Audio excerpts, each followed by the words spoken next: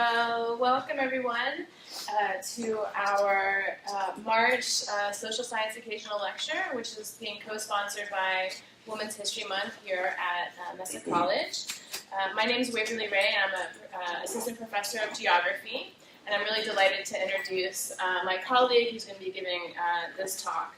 And so, may I introduce Alida Cantor. Alida has a unique situation of going to undergrad on full scholarship at Simon's Rock, which is part of Bard College in Massachusetts. This is a college designed, do you know it? Designed for high school students who enter college early. So she was done with high school after her sophomore year, jumped right into college.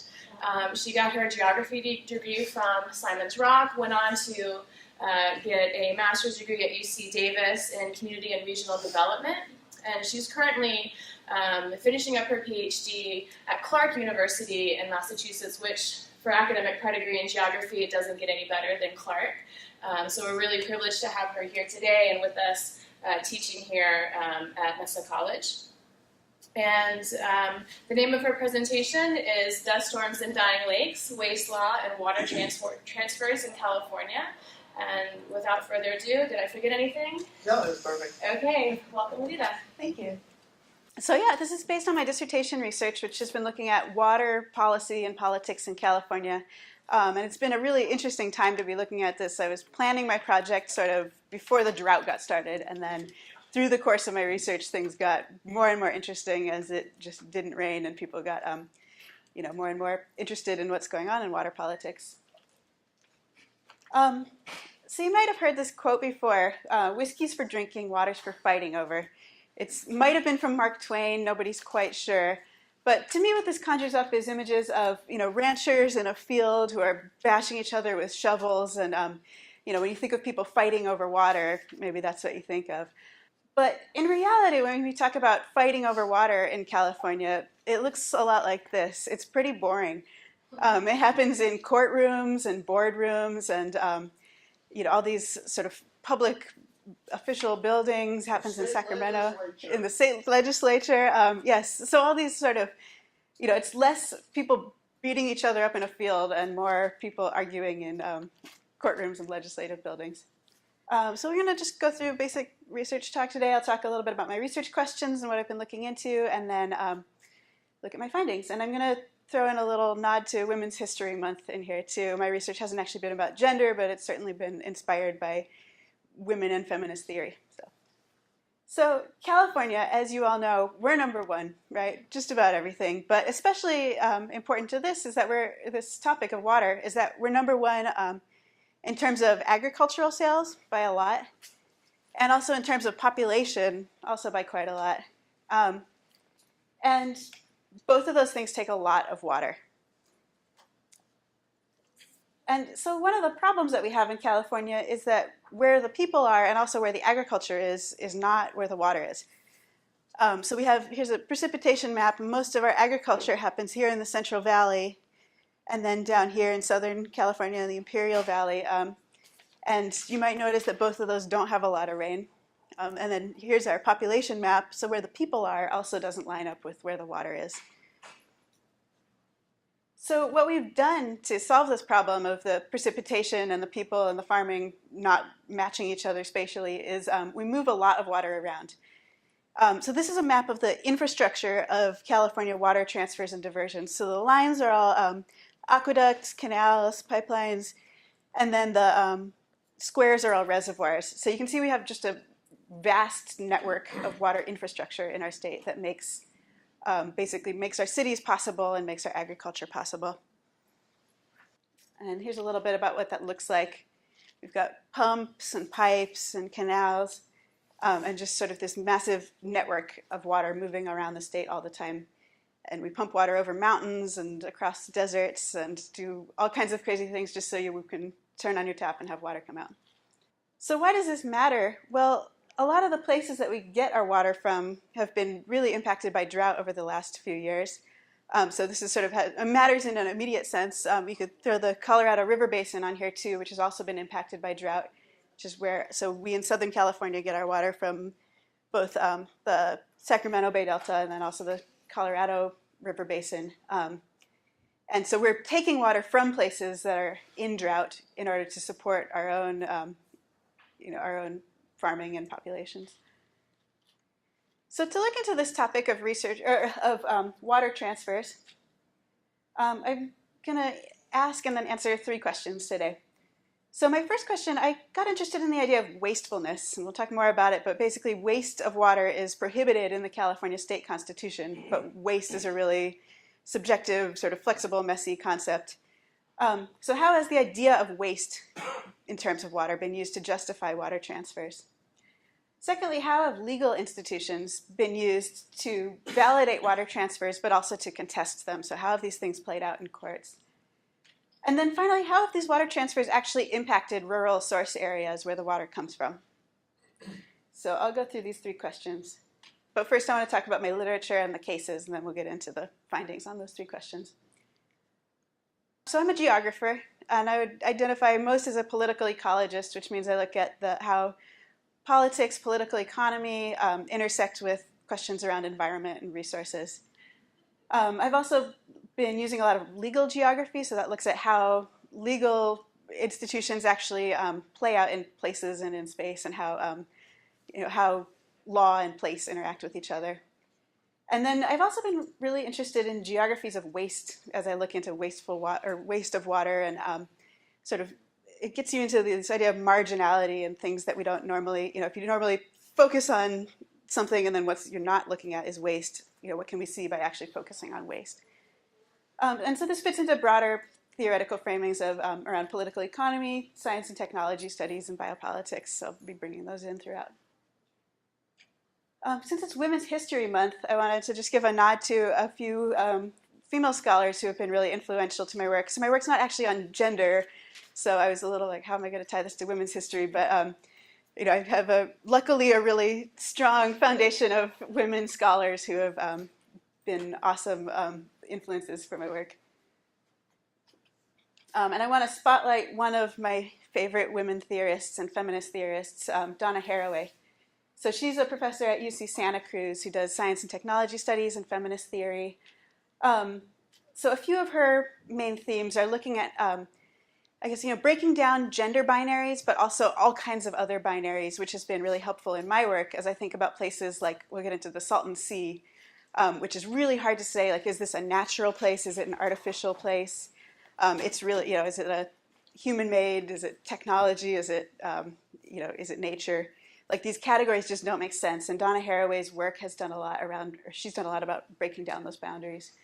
And so she's introduced this idea of the cyborg as these sort of mishmashes of nature, human technology, where you can't separate out those things.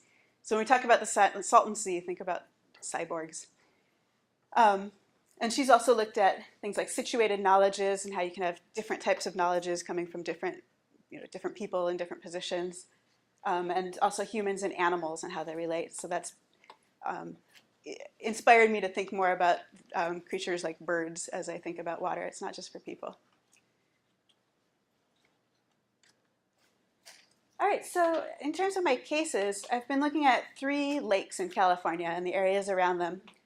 So we've got from north to south, Mono Lake, Owens Lake, and the Salton Sea. And all 3 of these lakes are terminal lakes, so that means that water goes into them and then it only goes out by evaporation. They don't connect to the sea. And they're saline lakes because of that, because they just basically concentrate everything that runs into them. They're all important stopovers on the Pacific flyway for migrating birds. And they've all been influenced by water transfers and diversions, but they've all ended up really differently. So that was my question that sort of sparked this, is why we have these 3 lakes that are all similar in some ways, but have ended up in vastly different situations. How can that be? Why? So I'll go through and give you a little of the history and background of each of these 3 places. So in the history, I'm going to go chronologically terms instead of north to south. So Owens Lake, one of the things to notice about it is it is not there. It doesn't look like a lake. It's a salt flat, or it's dried up. So what happened to Owens Lake? In 1913, the city of Los Angeles built an aqueduct going up to the area around Owens Lake, the Owens Valley, And they weren't taking the lake water itself because that's salty. What they were taking was diverting the streams that run into the lake, so the inflow to the lake. And when you cut off the inflow to a lake like this, it just dries up. So by 1924 or so, the lake was basically dried up. It took not too many years. This was very contentious because there were a number of people living there still are, who had felt like they deserved some of that water. So Los Angeles came in and bought a lot of the land, and with it the water rights. So there were ranchers out there blowing up the aqueducts in the 1920s, major protests.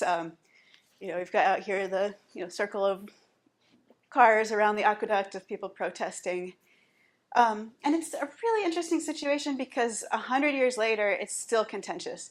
So this is, as somebody who studies environmental politics, an environmental conflict that can stay active for 100 years is pretty amazing. So you have in 2013, the city of Los Angeles held a big centennial celebration of the aqueduct, and 100 years after this engineering marvel. And the people of the Owens Valley held protests. So this really interesting situation. And one of the reasons, besides that people feel they had their water stolen, is that Owens Lake has become the biggest source of dust, of fine dust particles in the country. So it's called PM10 dust that gets deep into your lungs and causes respiratory problems. Owens Lake is number one. So Mono Lake is just north of Owens Lake, and you might notice it looks a lot different, right? It's beautiful, it's wet, it has water there. And Mono Lake was about to basically have the same thing happen. Los Angeles extended their aqueduct up to Mono Lake area and was diverting the streams from there. So I was wondering, why did the same story not happen at Mono Lake? And one of the big reasons there is that it was happening at this time. The lake was dropping at this time when the environmental movement was just getting started. So in the 70s, you had these environmentalists and some scrappy grad student ecology students who got out there and realized what was happening to the lake and why that it was declining to a level that was going to hurt the birds and the ecosystem there. So they started this group, the Mono Lake Committee, went all around the state, raised awareness, made connections with Sierra Club and Audubon, and ultimately launched a big lawsuit that ended up saving Mono Lake. And so Mono Lake it's a beautiful area. It's, has this really nice wilderness feel. It's right on the edge of Yosemite Park. You can go to the Mono Lake Committee bookstore today, and they have all kinds of great information there. It's a really nice place to visit, unlike Owens Lake. And then third, we've got the Salton Sea. So the Salton Sea is a little different. It's the biggest lake in California. It's not too far away from here, just a couple hours in the Imperial Valley. And the Salton Sea has a really interesting history because it hasn't always been there, and it's on its way to maybe not being there again. So the Salton Sea is part of the Colorado River Delta so it's filled up and emptied over time as the Colorado has shifted back and forth. This is over a long time. And then it was dry for about 100 years in the 1800s until people were digging irrigation canals, miscalculated, sent the entire flow of the Colorado River into this low-lying basin, and it filled up in 1905. It took a couple of years for them to put the Colorado back where they wanted it to be. And by the time they did that, they had a lake there. And people thought, oh, it'll go away pretty soon. I'm not worried about it. They even gave away land underneath it allocated land to a Native American reservation with the idea that it would dry up and people could have their land. And then it didn't dry up. And the reason is, it's a little hard to see with this light. It's right here, agricultural fields. So agricultural runoff has kept the Salton Sea wet and kept it a lake.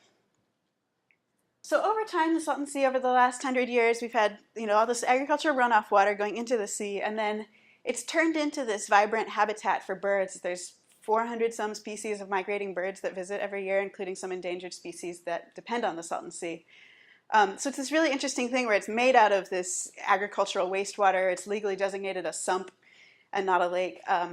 But at the same time, all these birds depend on it being there. So what's happening now at the Salton Sea is really related to us in San Diego every time we turn on our taps. So in 2003, the Imperial Irrigation District, which allocates the irrigation water out near the Salton Sea, signed an agreement to transfer a bunch of water to San Diego. And the reason was they were trying to get California sort of within its own limits on Colorado River water. California had been using too much. Everybody else was getting mad. And so this quantification settlement agreement was a way of getting everybody under their limits by switching some of that water to cities. And so let's see, where are we now? We're at 2016 right here. And so we're right before the transfer is supposed to ramp up. So it has been a certain amount of water, and that's water that would have gone to irrigate the fields is going to San Diego instead. And so farmers are fallowing their fields or implementing more efficient irrigation water. It's not the actual Salton Sea water that's going to San Diego. And so what that means is there's less water going into the Salton Sea, right? If you dry up some of the fields and don't water them, or you use more efficient water, it doesn't make it there. And so we have these shrinking shorelines and exposing that fine playa dust, and people are worried that it's going to end up just like at Owens Lake with dust in the air. So to look into these places, I used a case study qualitative approach. I conducted interviews with people in each of the places involved in decision making. So I talked to policymakers and people working at agencies of different sorts, and environmentalists and lawyers, and went up to Sacramento and talked to state level policymakers. So it got me all over California, which was a lot of fun. Ended up looking into some archives to learn more about the history, and then attended meetings and went to public forums and just tried to learn everything I could about how different groups were thinking about and working on these issues around each of these lakes. All right, so back to those research questions that I promised you we'd come back to. I'm going to go through them one at a time. So first we're going to think about waste. So as I mentioned at the beginning, waste and unreasonable use of water is legally prohibited under the state constitution. So if water rights are use rights, it's not like you own the water, you have the right to use that water. And that right to use the water is considered not valid at all if you're found to be wasting the water. And so Imperial Irrigation District in the 1980s and 90s, there were some lawsuits against them saying that because the Salton Sea at that point was rising, not falling, it was flooding people's properties, and they got mad. And so they said, if you're flooding our property, you can't be using this water well, you must be wasting it. And as somebody told me in one of my interviews, if you say people are wasting water in California, them's fighting words. So the Imperial Irrigation District panicked, was trying to figure out what to do, and that's what led to them signing on to the quantification settlement agreement. And so this designation of these flows of water as waste justified the enclosure of water and reallocation to a different use. But it's had these other consequences as well, right? So we have maybe a more stable situation for the Colorado. We've got Imperial County, or Imperial Irrigation District making money off of this. San Diego has a stable water supply. Great. But it's been having negative effects and could have really negative effects in the future for both the people who live there, who are going to suffer the consequences of the air quality declining. And this is in an area with a lot of poverty and really terrible air quality already. And then the birds. So these birds that depend on the Salton Sea. 90% of wetlands in California have been developed over the last century.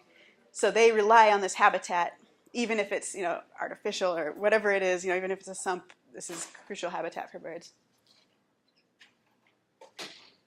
So by designating water as waste at the Salton Sea, there's a couple different kinds of consequences.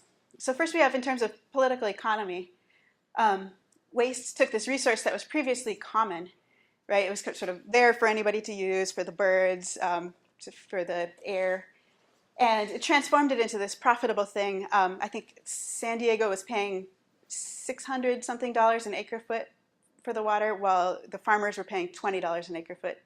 So the irrigation district makes a lot more money off of selling water to the city than the farms.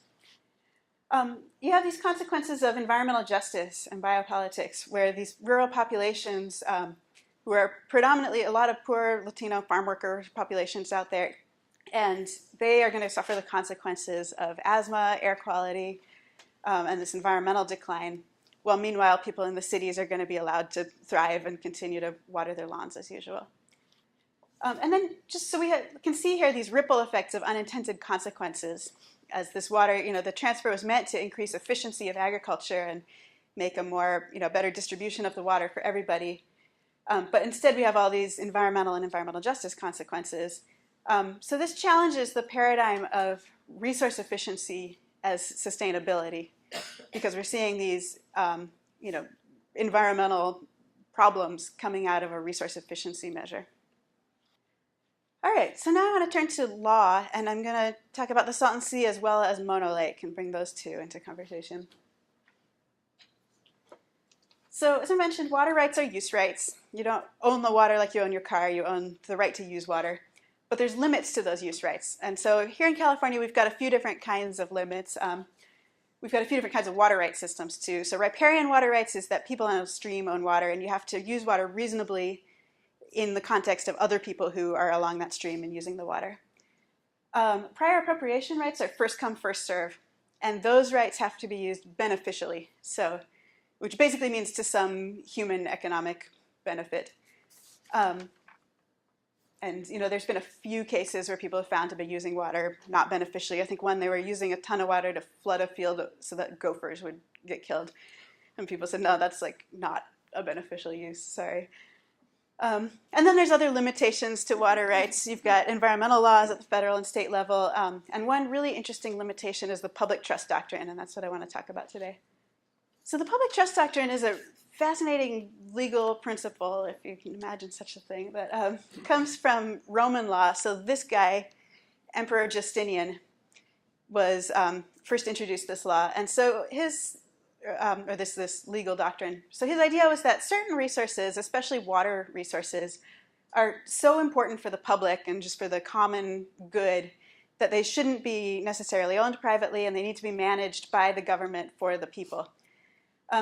And so this came down from Roman law to English law, and then from English law to American law, and then to each of the states. So it sort of trickled down from Emperor Justinian to today, that certain water resources need to be managed in the public interest.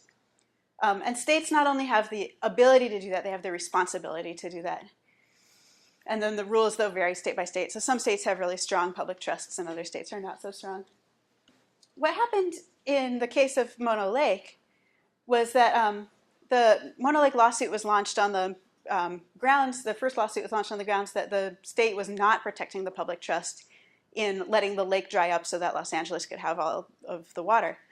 And the court actually found that this was, they ruled in their favor and said that, yes, the state has the affirmative duty to take the public trust into account when planning and allocating water resources, so that there's this sort of public good thing that can actually trump prior appropriation water rights. So that's a really powerful thing, that this power, that the public good can actually, trump other kinds of water rights. And, they said the state mistakenly thought itself powerless. So they're saying, no, the state actually does have the power to do that. So there was this public trust lawsuit, and then that was followed by this fish and game lawsuit that had said that the Los Angeles needed to protect certain fish in the streams leading to Mono Lake. And so it was this sort of double whammy of both the state saying that the lake's existence belongs under the public trust, and then plus these fish in the streams need to be protected. And so they combined all of those into a single decision that said a certain amount of water needs to stay in the lake. And so they actually tied LA's water allocations to Mono Lake's level. So if Mono Lake drops, LA gets less water. If Mono Lake is high, LA gets more water. So it gives everybody the same goal of keeping the lake high. So I was wondering, why not at the Salton Sea? Why can't you do the same thing and use the same legal argument? The Salton Sea is also, a lovely recreational place for some people, and it's a bird habitat and has a lot in common with Mono Lake. So the first issue that I ran up on is this idea of lakebed ownership. And so it turns out the public trust, in 1850, California became a state, and anything underwater that was considered a navigable waterway at that time, so lakes and streams or rivers, the state took control of that property, and that's state-owned, and so that's protected by the public trust. But we talked about before, the Salton Sea wasn't a lake in 1850, it was dry. So we have over here a little diagram of the Salton Sea changing over time. So you can see its current level is actually low compared to where it's been in the past. But there was this dry period for a couple hundred years, including 1850 when that public trust doctrine took effect. And here's just the historic lake level of here's what it currently is, and then here's the bigger Lake Cahuilla that it has been in the past. So, the Colorado River was this really fluctuating ecosystem, right? It would change directions and change course. And this place that is called often man-made has actually been a much bigger lake at other points in time. But because 1850 was the time when the lake got fixed, that when the laws got fixed around what was a lake and what wasn't a lake, it's not eligible for the public trust. Another question is about artificial versus natural ecosystems. So the public trust doesn't apply to reservoirs and other ecosystems that are deemed artificial. You can probably guess which of these is the Salton Sea's inflow and which is Mono Lake's inflow. You have like beautiful Mono Lake and yucky Salton Sea. And so these ideas of what is environment and what counts as natural have really factored in. And so overall, this raises this question about how law can respond to and adequately deal with changing understandings of the environment. So we had, laws like fixed things and boundaries and, absolutes, but a place that's a non-equilibrium ecosystem that changes over time doesn't fit into those boundaries. So we have this public trust doctrine, this really interesting, powerful law that directly engages with how we govern our natural resources, gives the state a role in protecting natural resource commons, but it's limited by these understandings of what nature is, and really limited by outdated ideas of what an ecosystem is. And so it shows how these different ideas around what we mean when we say nature or environment can get translated into material reality that matters through legal processes. All right, so third I want to look at the outcomes. Like, what has this actually meant for these places? And so now I'll bring in Owens Lake, and we'll talk about all three of them together. So one area of geography, I said I was a political ecologist, one area of political ecology that is particularly interesting to me is urban political ecology. So it's an area of geography that looks at social and environmental injustices and disparities sort of together as part of the same thing, not trying to sort out social and environmental injustices, and particularly looking at those as they have to do with urbanization. So the goals of urban political ecology are to understand how these processes of social environmental injustice happen in urban places, in cities, but also to reimagine what the urban even is as this, what they call a socio-natural process. And so it's saying like cities aren't just like a place on a map, right, with a boundary around it. Like a city is made out of all this stuff, right? A city is like, it's water, it sort of includes the places where it's getting its water from and where it's, concrete is coming from and wood and food and all of these resource flows that come into a city are part of that city. And so you have to think of a city as a much bigger network than just a place on a map. So urban political ecology has done a great job of looking at cities themselves, but less of a good job so far of looking outside of cities and looking at these places impacted by the resource flows. And so that's what I'm working on doing here. So what that means is looking at places like this as urban. So this is a picture taken outside in the Owens Valley, and it doesn't look urban, right? It looks like a horse standing in a field, and there's no development that you can see. But the city of Los Angeles owns this land. This land probably hasn't been developed because the city of Los Angeles owns this land. LA owns most everything up in the Owens Valley, and if you want to start a pizza shop or a local business or build anything, you have to get permission from the city. So it's actually been kept rural based on its relationship with the city. And so here we've got these sort of broader, if you think of a hydrological watershed, right, it's the area where water runs off from a certain point. So we've got here the watershed of LA and San Diego. Takes up about that much space. But if you look at where LA and San Diego get their water from, we've got this whole area as the watershed. And that brings those places into conversation with each other as well, right? If they pass some really strong restriction on the Sacramento Bay Delta and Southern California gets totally cut off, we're going to be drawing a lot more from the Colorado River. And so it makes this sort of interesting, these places are not, the Colorado River and the Sacramento Bay Delta are not in the same hydrologic water basin at all, but they share this connection through those cities.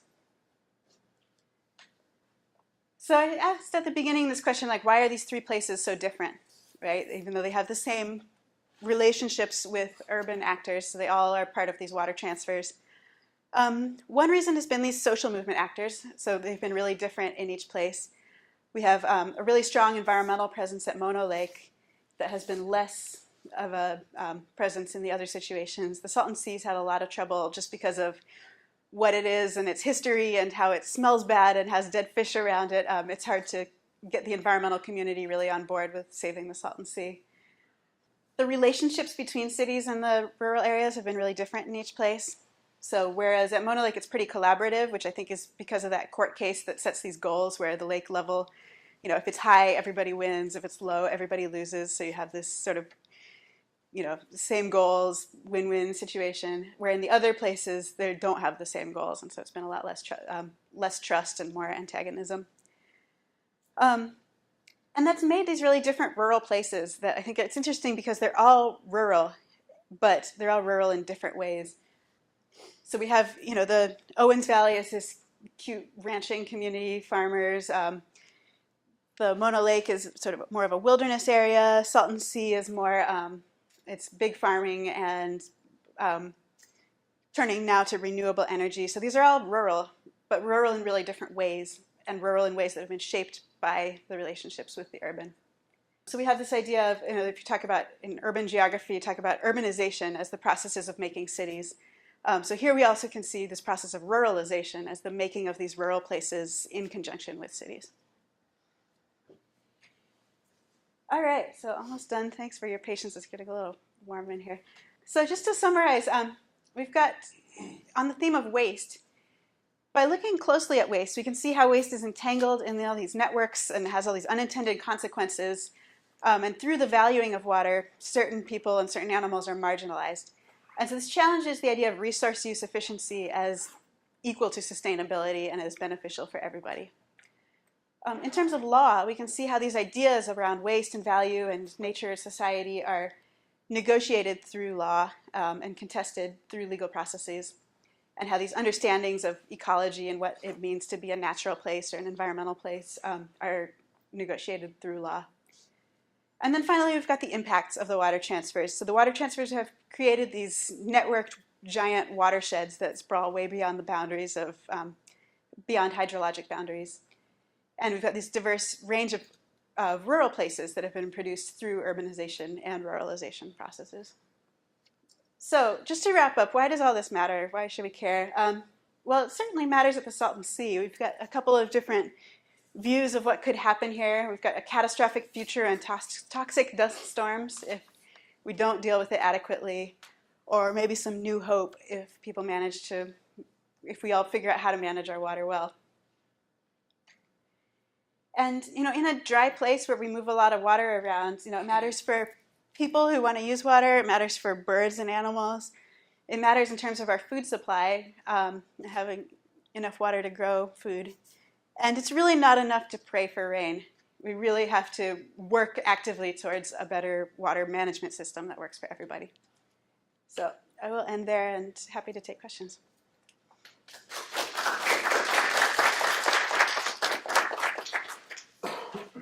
Other questions? So, yeah. In terms of Owens Lake, have they completely given up on ever having it be a lake again? I think at this point we're unlikely to see it be a lake again, but what is happening there is some kind of exciting stuff around creating intentional habitat and also controlling the dust. So the main goal is just to make it not the #1 emitter of toxic dust in the nation and to get that problem under control. And you know, the #1 way to control dust is to put water on it. And so LA's been fighting that pretty hard because they don't want to use this really nice, it's like really good quality water from up there too. It's really clean, it's not salty. But they've been working on building at least some intentional habitat into there to control the dust and to make some places for birds. It's just a follow-up. I was up there before the drought. I've been up there a lot of times, but I was up there before the drought. There was water. There was the lake. I mean, the lake's not back, but there was water. So yeah, actually, someone told me that in one of my interviews too. They said, you know, there's like this idea that the lake is dry, but it's never been completely dry, and there's like little areas that have been wet all along, and so birds have been using it all along because, you know, it's not completely gone. The dust is unreal. Yeah, yeah. I know. I was never up there during a dust storm, but I have driven around and seen, you know, the roads all covered with dust, and thought, like, man, I don't want to be up here on a windy day. Their dust storms. Yeah. So it'd be really well, not just a shame, it would be like a tragedy to see that happen at the Salton Sea as well, where you have many, many times more people living around there who would be impacted by that dust. Yeah. I was curious, you said that one of the factors that shaped the Salton Sea was that there was agricultural land on the south end, I think, of the Salton Sea. There's also agricultural land around the Owens Valley, and there's a lot of hay raised there, and there used to be fruit orchards and all kinds of things. In fact, it was a very fecund valley until the water was taken away, but some of the hay production still goes on, and maybe some orchard somewhere, I don't know. So how come that didn't have an impact in terms of replenishing water just because of irrigation and then? Yeah, that's a good question. So I would think one of the factors would just be the scale. I mean, Owens Valley has some hay production, but the scale of Imperial Valley agriculture is just completely different. It's like so much bigger. They are the single largest receiver of Colorado River water. They get about 20% of the total water of the Colorado River that everybody in the whole West gets. And another thing is that farmers there actually have to over-irrigate because of the salt in the water. So it's at the bottom of the Colorado River, right? And so everybody else has used it first, and it's all evaporated to the point where even before you do anything to it, the Colorado River was pretty salty at that point. And so the way that they do it the way they use that water for irrigating without poisoning the plants is by over-irrigating in order to flush the salts out. So under that whole farm area is this extensive tile drain system. And so they water I think they use about 3 million acre feet a year is their allocation. And about 1 million of that flows into the Salton Sea. So they have to, over-irrigate by a third in order to get the salts down. Colorado, of course, continues to flow into Mexico, too. Well, it doesn't get all the way to the bottom, though. It does go to Mexico, but in a normal year, in a drought year especially, it doesn't go all the way to the ocean. Yeah. Do you know what the status is of the Delta smelt? The debate is that, at least last I understood, is blocking water from coming down? Let's see. Well, I've sort of purposefully tried to stay away from the Delta issues just because I figured I had these 3 very complicated cases, and the Delta is a whole nother beast that's even more complicated than all of them.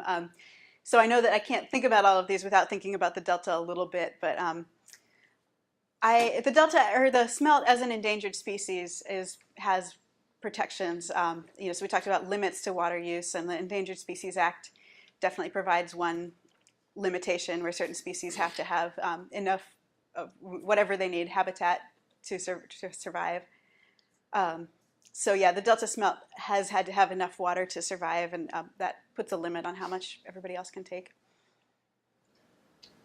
I'm just curious, what percentage of available water in California is used in farming, and what percentage is used in non-farming industries, and what percentage was used in residentials? I know it's about 80% agriculture and about 20% urban and everything else. So yeah, so agriculture is huge, and as cities talk about cutting their water in the drought, if you really want to cut water in California, it's got to come out of that 80% as well. Exactly. So what kind of conversation is going on in that regard? Well, I think there's been conversations happening, and they've been very contentious, and farmers have fought pretty hard to keep their water and to not have to cut back. I think it's partly, this first come, first serve. A lot of the agriculture has priority water rights, and people don't want to, along with the first come, first serve, there's also this use it or lose it element, where if you can show that you can do the same thing with less water, then it's like, what were you doing all along? And you can lose your water rights if you don't actually continually use them. And so it sort of fosters this inefficient system where people keep on using water even if they don't need it because they're afraid of losing their rights in the future. Can I add on to that? Just because it's also a scale issue, because when I talk about the students in my class, like San Diego County, about 60% of the water is used by residences. Mm-hmm. So the solution that would be at the state scale might not be the solution for our county scale. Right, definitely. And then you can, divide residential water use, and I think about 60% of it is used on outdoor landscaping. So if you want to look at a place where we can cut down, and I think Mesa has done a great job when you walk around and see all this good drought-tolerant landscaping and not very many lawns here. So I've been happy to see that.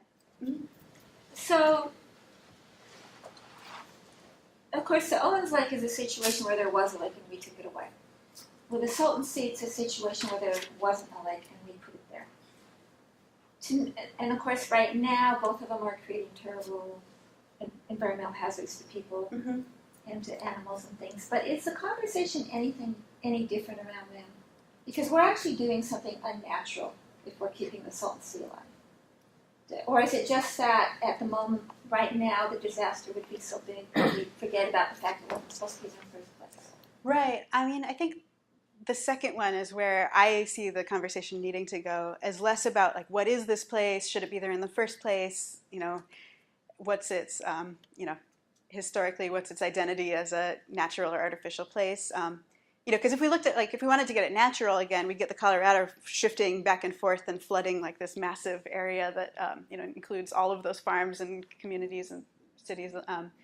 So that's unlikely to happen, right? But, we've gotten to this point where these birds are counting on it, and if we did just let it dry up, said, it's unnatural, it shouldn't be there in the first place, like, just ignore it and it'll go away, and that's natural. The impacts to health via air quality and the impacts to the birds would just be so, just untenable. Like, we can't have that. And so we've got this, I think that's why the Salton Sea to me has been such an interesting place, is that it is sort of this case of environmental management in the Anthropocene, right? Like, humans can't let this place go because of where everything is with it, because of the consequences. And so in a way, it's like, it doesn't even, the debate over whether it's natural or not, like, isn't even helpful in terms of looking at where it needs to go. Yeah, there's a lot of associations here. This is fun. Because in my field is philosophy, so from an environmental ethics point of view, you got the tradition from Rousseau that says everything that's natural is good, and that means we would remove the Salton Sea because that is not natural, and we would keep, Owens Lake because it is natural. So that is it's a prevailing viewpoint, at least in the philosophical part of environmental ethics, precisely because you anchor it in what's natural is good, and if it's human-made, then it's somehow contaminated or corrupted, etc. And what you're doing is you're scrapping that debate and saying, okay, how is it now? What is the effect now? That's really a really interesting take on it. Well, and people have argued, like, with climate change, basically there is no natural nature anymore, right? Like, everything is touched by what's happening with our atmosphere. If the atmosphere is full of human-made carbon, then we've got the situation where, all environments are being touched by humans in some way. Dialectical ecology. Yeah, right. It's hard, and all of our laws and our ecological management systems are sort of set up under the Rousseau paradigm, so it's hard to figure out. Yeah. So for the people that you interviewed, how many do you think had a sort of a non-binary approach to understanding places? Or do you think that's still the dominant paradigm, where some things are natural or artificial? I think a lot of the people actually involved in managing the Salton Sea are on the side of just, like, we need to figure out what to do. It doesn't matter where it came from. And they're, like, if they're in it and sort of intimately involved, they can see the consequences. Even in the short term, there's going to be some pretty bad consequences. And so it's like, we need to just deal with this no matter where it came from. I think within the broader environmental community, people who I've talked to about the Salton Sea who aren't as involved in it, but are, sort of coming at it from an outside, like Defenders of Wildlife, Audubon, Sierra Club, they're sort of like, we haven't gotten involved in the Salton Sea as much because it's like, we just haven't, we've been involved in other places, and they see it as less of an environmental issue. So, yeah. Wasn't it a recreational area when it came about? Because if you go out there now, you see all this development that never happened. So I think its focus has changed. Yeah, definitely. It's got this fascinating history. We were just talking a little bit about that at the beginning. So yeah, in the 50s or so, it was this real hot spot for motorboating and fishing, and it was, everybody wanted to buy houses out there. There was a real estate boom. They sort of half developed all these cities, and then I guess as the lake got saltier and more eutrophic, as nutrients were flowing into it, it killed a lot of the fish in there. Tilapia are now the only thing that can live in there because it's so salty. And so now when you go around, it's just ringed with dead fish and bones. And there were a few big... You don't want to go out there on a windy day. No, or like a really hot day when it's 120 degrees. I can assure you it's miserable. But yeah, they had these major bird die-offs and fish die-offs, and all of that sort of made the real estate market crash. And so now you go out there and these empty, there's road signs and streets laid out and just no houses there, and it's very creepy. Yeah. Yeah, I had a clarification question and then another question. Clarification, didn't you say that the Salton Sea is part of a larger natural lake? Let's see, we can go back. I thought you said it was part of, with an Indian name. I thought you said that. Kohila? Yeah, Lake Kohila. Let me, So the artificial natural distinction wouldn't really hold if you look at it as Salton Sea as being part of that larger lake. Exactly, and that's something that advocates have been trying to bring up to whenever people say the Salton Sea is man-made or that it's artificial. They say, like, no, look at actually, like, we look at this historical timeline. It's not artificial in that it has been there and not been there over time. So yeah, here's the larger Lake Cahuilla. Let me ask the other question, and that is, do you think that people in California, or maybe Americans in general, haven't learned from the Owens Valley experience? Now we have LA going to the Sacramento River Delta and buying up water rights, buying up land and water rights there as if they're going to continue this process with all this money behind them. They're going to continue it endlessly long without having to answer to anyone's challenge. Yeah, I mean, I was just, probably you saw the same thing in the paper like a few days ago, right? That Yeah, I've been following Los it Angeles for a is long time. buying islands in the Sacramento Bay Delta, just the whole thing, so that they don't have to support those islands anymore. Yeah, I don't know. I think a lot of this happened during a period of time, historically, where the predominant outlook was, that nature's just there for humans to use and to, that like the right thing to do is to go conquer nature and use it up as best as we can, to make human economic development. And I think we still have some of that, but I think that that's also been supplemented with, things like environmental paradigm. And I think you're unlikely, say, to see today like dam building on the scale that it happened. Major infrastructure projects aren't getting built on the scale that they once were because there's enough environmental regulation and enough, support for the, that nature's not only there for us to exploit, right? That other creatures rely on it. But I think that sort of production narrative is still there, and so It there's. sounds very aggressive to me. Wow. It is. It's they drained a lake. Right? One thing about the Salton Sea, when I first came to California, I was told that the Salton Sea was the remnant of the ancient ocean that once was in the middle of California, and California was an island, and that was the ancient ocean, and that was why it was so special, and that was why it was salty. And that's obviously not true, but how pervasive is that story? I've actually never heard that before, but it's fascinating. It's really interesting. Yeah. That's the old ocean. Yeah. Huh. Like, it's not. I mean, it was sort of, it Yeah, connects. there was an ocean. Right. The ocean did go in. Yeah. But that has been dry for a very long time, and Salton Sea was not a remnant of it, but I suppose that the valley could be said to be old, ocean bottom. Definitely, yeah, and you can see on the mountains around it, there's these bathtub rings, and you can see how high the water's been in the past. That's interesting. That's what I was That's told. cool. I wonder if we can switch the conversation to talk more about the research process. Because I saw that you got the NSF DDRI grant to support your dissertation research, and I just want, if any student researcher, anyone in a field, a scientific field, really, we need to change that. Maybe you'll change your major. But the process of doing research, can you talk a little bit how you got to fund what you do? Yeah, let's see. Well, there's the funding the research, and then there's the doing the research, right? And I think both are interesting. Yeah. As far as the doing it, I mostly did interviews, and so I was and participant observation, and by just showing up for all of these tours and events. I ended up at a bird watching convention at Mono Lake, which is, I was like the only person who wasn't there to see birds. But yeah, I mean, I found like just talking to people from so many different angles, I guess, was the most interesting part of the research process. And, I ended up in, you know, just, talking to people from a wide array across the political spectrum and, people who in like little, trailers as well as people in like big, tall government office buildings in Sacramento. And it's just interesting, like how they all are involved in the same issues.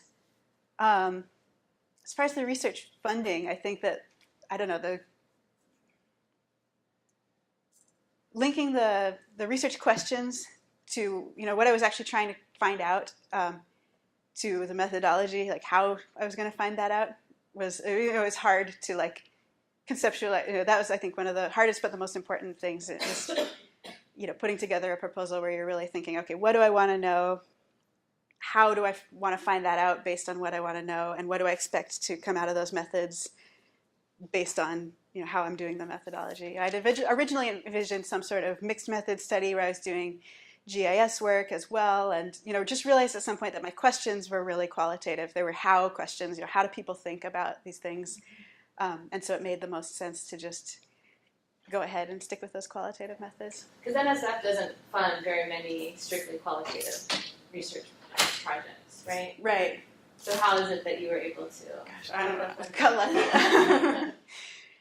No, I think theoretically I was bringing some different things together. So bringing together the political economy with some of the more, the post-structural stuff about like what is nature. Like a lot of times those are dealt with separately, and then bringing in legal studies to that. There's not a lot of geographers doing legal studies, and so I think just being sort of willing to draw from this big grab bag of different theories and try and really grapple with how they could fit together and inform one another was important.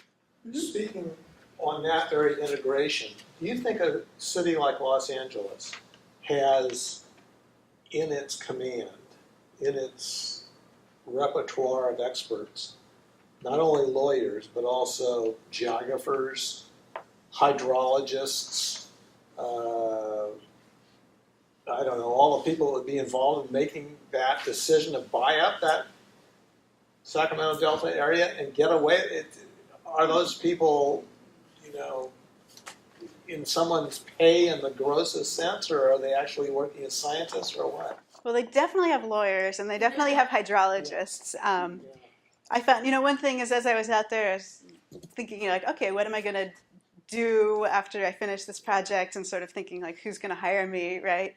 And I don't think they have geographers. I didn't really feel like there was a place where someone who was, offering a critical perspective on the policies could slot into that system and be employed by them. That was, what Los Angeles, but I hate what they're doing. It's just outrageous. So there are some, like there's a geographer in Los Angeles, Stephanie Pinsettle, who works she's at UCLA and does some sort of environmental institute as well. And she's been working pretty closely with the things the city is doing to try and like overall figure out sort of how they can turn their water system from a linear system, where it's like water in and then water out to the ocean, into a more circular system where water's getting reused, and that they're catching storm water as it falls, and then figuring out how to clean water so it can be reused, and so figuring all of that out, she as a geographer has been involved in. Mm-hmm. Are you aware of the proposals to put Quonset hut-like covers on the aqueducts with regard to waste, to recover some of that evaporation that occurs and then use that water for other purposes? No, I haven't heard of that one. That's interesting, though, to just try and stop some of the evaporation. Yeah. I know they've done stuff like on the reservoirs, been putting those plastic balls on top of them that float to try and stop evaporation. One thing that they did do out there, which I was paying attention to, was lining the canals. So seepage they had all these just dirt canals running around, and a lot of water was seeping through that. So that was, I might have a, where's my Salton Sea? There we go. So the blue here, it's a little hard to see, but the blue is the water transfer from the Imperial County area, or the irrigation district, so farm fallowing and irrigation improvements. But the red is all canal lining. So that's a lot of water that got saved by putting concrete on the canals instead of letting them seep. But that too caused problems. That was actually something I thought about looking into, as part of this study. So the lining of especially the All-American Canal, it turns out that water was seeping through, and it wasn't just going away, right? It's the hydrologic cycle; it goes somewhere. So it was going into aquifers that hooked up to Mexico, and Mexican farmers were relying on that water. So Mexico actually sued the U.S. for lining those canals, or when they were doing the canal lining, and we're like, look, you're cutting off our water supply by lining these canals, and our farmers don't get that water through the aquifers anymore. And eventually, the lawsuit didn't go anywhere. They just lined the canals anyways and said, sorry about that. You don't have the right to water that was wasted in the first place. So, yeah. For the Owens Lake, what was the sickness? Did you say that was causing The respiratory the infection. respiratory? Okay. Yeah, so it's what they call PM10, it's particulate matter 10 dust. It's based on the size of the particles, and it's the dust that gets into your lungs and causes, can over time cause asthma and respiratory health problems. So particulate. Yeah, so you hear about particulate matter 10 and particulate matter 2.5, which is even smaller, are the kinds that they talk about in public health and air quality. I think it was Star Trek V, possibly, that was filmed in the dry Owens Lake, and it depicts an alien planet. I mean, that shows you how how alien it is. Interesting. Wow. During a dust storm. Wow. The footage is amazing. I mean, when you know where it is, you think, oh, these are not just wind machines. Of course, it was partly.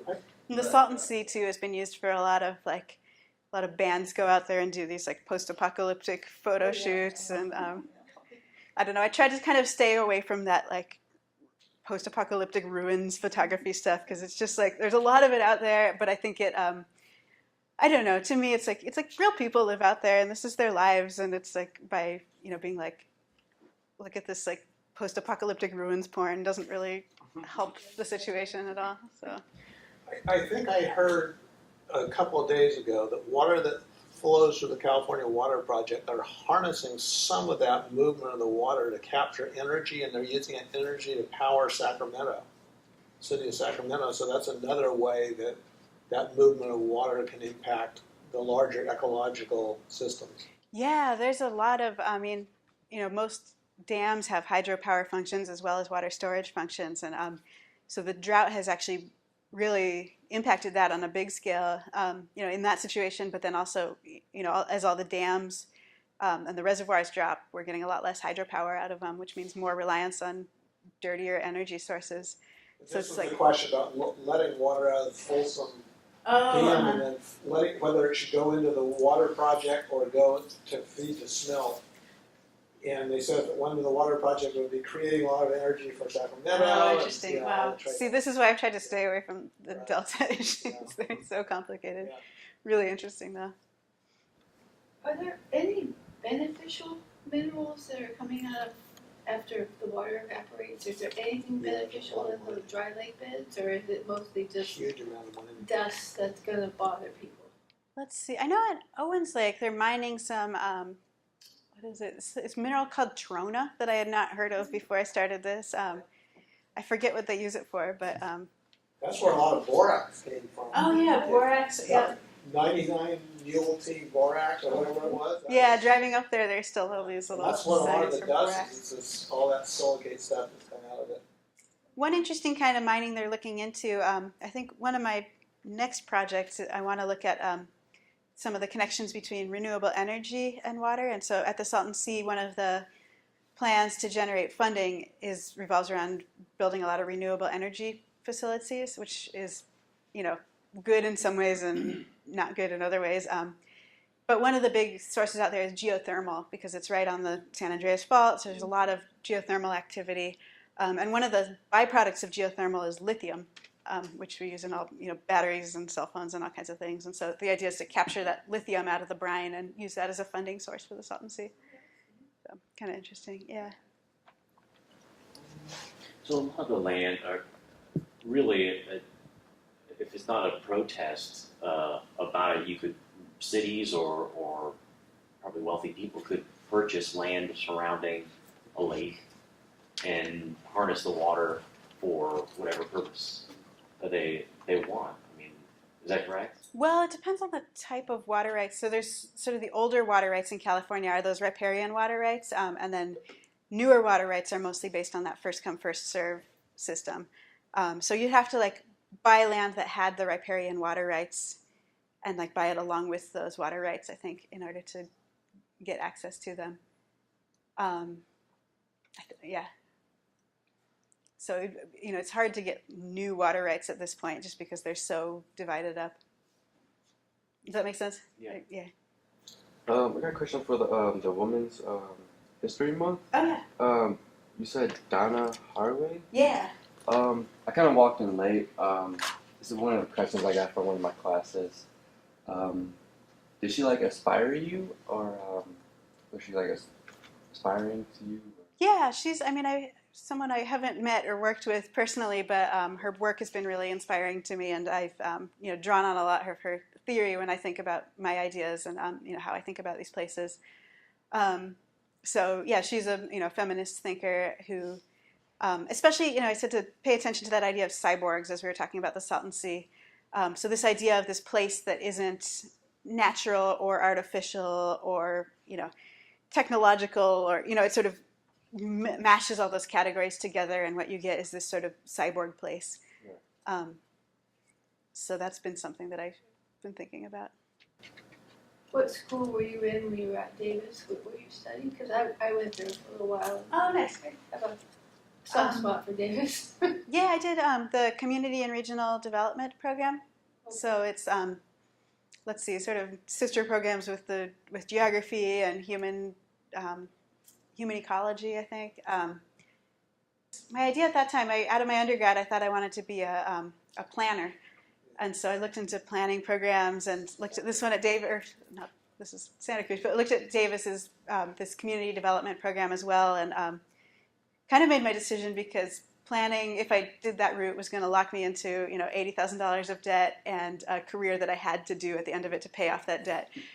And then I was like, oh, this is a program with a little more flexibility. They had stipends available. If any of you guys are thinking about master's programs, get them paid for, unless it's a professional program with a career attached to it. So I could come out with no debt and more flexibility out of that program. So that's. I studied history at Davis in my undergraduate and master's level work before I went to UCLA. But when I was at Davis, I took a course with Isao Fujimoto in the Applied Behavioral Sciences program. And he really opened my eyes to something because I was an urban kid. And when I was there, he started talking about rural sociology and its relationship to the urban environment, and it was very enriching and created, in my mind, much more of a sense of dualism than I'd ever had before. Oh, he was an impressive. He was there when I was there as well. He's a wonderful guy. Yeah, that's great. Can I just make one comment? The way that you talk about this, it sounds like you're fully enriched in behavioral sciences and everything, because I have never heard anyone else use the term Anthropocene.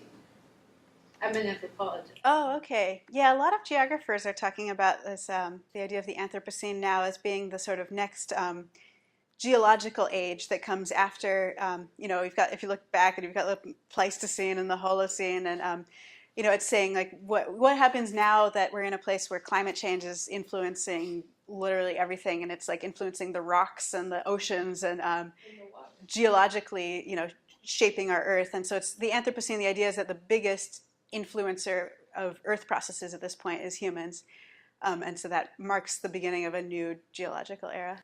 But you talk about breaking down boundaries between humans and nature, and the idea of humans being the biggest change agent in geological processes just busts through all the idea that we can have those boundaries. All right, well, let's give our speaker